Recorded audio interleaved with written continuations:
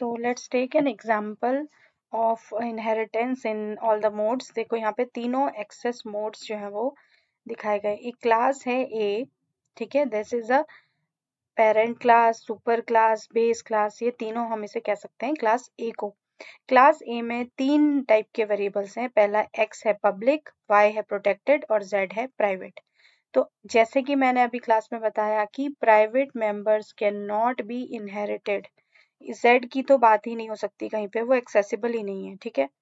तो अब बची बात पब्लिक और प्रोटेक्टेड की, तो देखते हैं कि वो कैसे होते हैं। सबसे पहले क्लास बी ने ए को पब्लिक मोड में इनहेरिट किया, तो अगर पब्लिक मोड में इनहेरिट किया तो इसका मतलब जो एक्स है वो यहाँ आ जाएगा। जब इनहेरिट करते हैं तो कौन कौन यहाँ से एक्सेसिबल होंगे, पब्लिक और प्रोटेक्टेड, केवल ये दोनों, प्राइवेट तो होगा ही नहीं एक्सेसिबल। तो एक्स और वाई, तो पब्लिक मोड में जब हम करते हैं तो जो पब्लिक वेरिएबल होता है ऊपर यानी बेस क्लास का, वो पब्लिक बन जाता है, यानी एक्स यहाँ पब्लिक बन गया। और जो प्रोटेक्टेड होता है वो प्रोटेक्टेड ही बन जाता है, मतलब वैसा ही रहता है। पब्लिक मोड में कोई चेंजेस नहीं होते, जो पब्लिक था वो पब्लिक बन गया, जो प्रोटेक्टेड था वो प्रोटेक्टेड बन गया। तो यहाँ पे एक्स एक्सेसिबल है। आप ये सोचो कि अगर एक्स यहाँ का पब्लिक मेंबर होता, जैसे हम उसे एक्सेस कर पाते वैसे ही हम इस एक्स को यहाँ एक्सेस कर पाएंगे। वाई एक प्रोटेक्टेड मेंबर है, तो y को जैसे हम यहाँ एक्सेस कर पाते एक प्रोटेक्टेड मेंबर को, वैसे ही हम y को एक्सेस कर सकते हैं। अगर y यहाँ डिक्लेयर किया होता प्रोटेक्टेड मेंबर, तो हम उसे कैसे एक्सेस कर पाते, हम उसे फंक्शंस के अंदर एक्सेस कर पाते और उसे इनहेरिट कर पाते। ऑब्जेक्ट से कौन एक्सेस होता है, ओनली पब्लिक वेरिएबल। x अगर पब्लिक है तो वही ऑब्जेक्ट से एक्सेस, यहाँ पे भी क्या है, x एक ऑब्जेक्ट बनाऊंगी अगर, तो x a डॉट x ही मैं लिख सकती हूँ, मैं a डॉट y भी नहीं लिख सकती, a डॉट z भी नहीं लिख सकती। एक ऑब्जेक्ट से केवल पब्लिक वेरिएबल्स ही एक्सेसिबल होते हैं। प्रोटेक्टेड वाले इनहेरिट होने के लिए होते हैं। जैसे मेरी फैमिली की कोई प्रोटेक्टेड कोई प्रॉपर्टी है तो वो मेरी फैमिली में ही जाएगी, ठीक है। तो प्रोटेक्टेड का फायदा ये है कि हम उनको इनहेरिट कर सकते हैं। प्राइवेट को ना तो हम ऑब्जेक्ट से यूज कर सकते हैं ना हम इनहेरिट कर सकते हैं, केवल उसी क्लास के फंक्शंस में, यहाँ पे फंक्शंस बनाऊं वो फंक्शन इस जेड को एक्सेस कर पाएंगे, उसके अलावा कोई एक्सेस नहीं कर सकता। तो आपको समझ में आया कि पब्लिक मोड में अगर मैंने इनहेरिट किया किसी क्लास को तो उस क्लास के पब्लिक वेरिएबल्स यहाँ पब्लिक बन जाएंगे, प्रोटेक्टेड यहाँ प्रोटेक्टेड बन जाएंगे, जेड तो एक्सेसिबल होगा ही नहीं।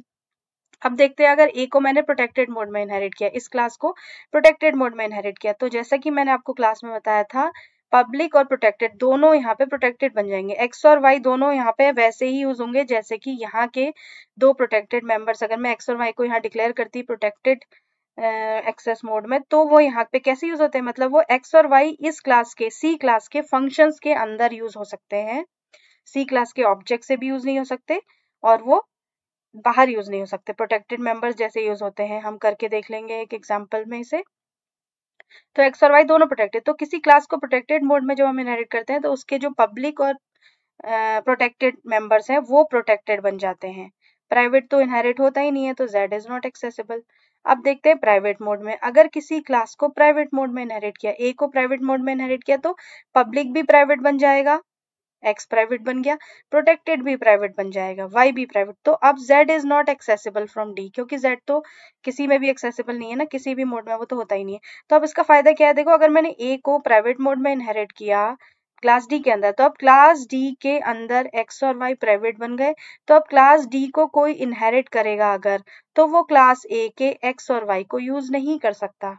क्यों, क्योंकि क्लास ए के एक्स और वाई यहाँ प्राइवेट है और प्राइवेट मेंबर्स इनहेरिट होते ही नहीं है। अगर मैं यहाँ पे क्लास ई में क्लास डी को किसी भी मोड में करूँ, चाहे पब्लिक, प्राइवेट या प्रोटेक्टेड, क्लास डी के जो भी इनहेरिट करने वाली बेस क्लास होगी उसमें क्लास ए को हम यूज ही नहीं कर सकते, क्योंकि क्लास ए को मैंने प्राइवेटली इनहेरिट किया है तो उसके मेंबर्स प्राइवेट बन गए हैं और प्राइवेट मेंबर्स किसी भी क्लास के इनहेरिट होते ही नहीं है।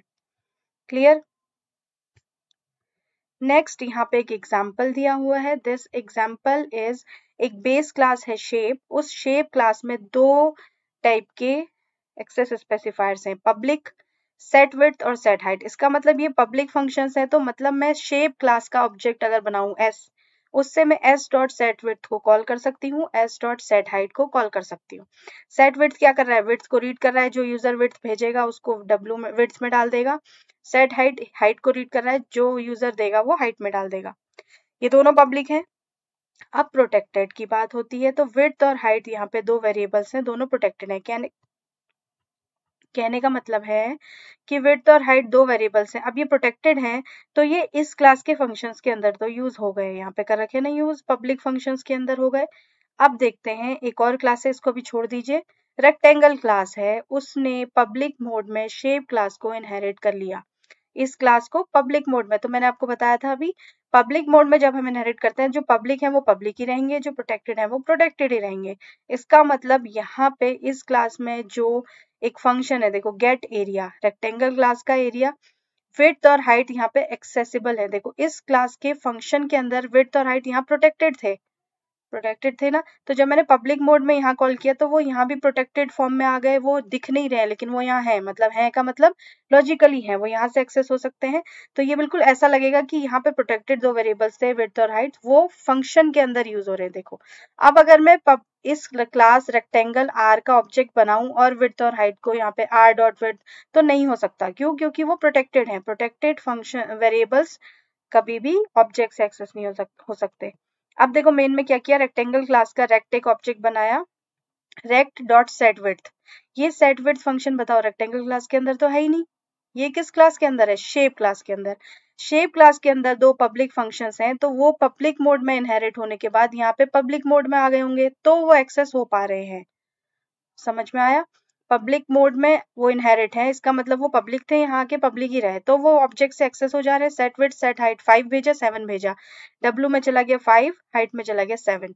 अब यहाँ पे कॉल किया है function rect dot get area. ये गेट एरिया फंक्शन इसी क्लास में है। इस क्लास में विड्थ और हाइट एक्सेसिबल हैं क्योंकि शेप क्लास को मैंने पब्लिक मोड में इनहेरिट किया है, तो पब्लिक मोड के प्रोटेक्टेड यहाँ आ गए प्रोटेक्टेड, और वो यूज हो सकते हैं फंक्शन के अंदर। तो गेट एरिया फंक्शन क्या रिटर्न करेगा? 5 × 7 35 रिटर्न करेगा। वो किस में आ गया? एरिया में आ गया। तो टोटल एरिया क्या प्रिंट हो जाएगा? 35। समझ में आया?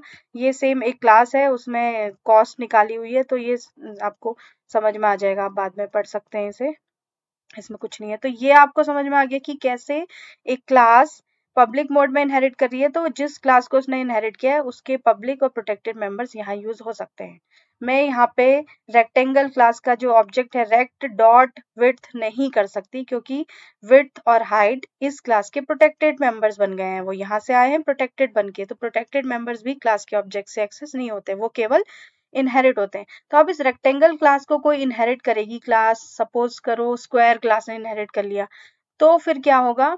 उस क्लास में हम गेट एरिया को भी एक्सेस कर पाएंगे अगर पब्लिक मोड में किया है, और इनको भी एक्सेस, क्योंकि प्रोटेक्टेड मेंबर्स तो आगे भी इनहेरिट हो जाएंगे। ठीक है, तो this was all for inheritance. दो एग्जांपल्स, ये वाला एग्जांपल आप कोड बना के इसको करके देखिए, और इसमें चेंजेस करके आप पब्लिक प्राइवेट प्रोटेक्टेड करके देखिए।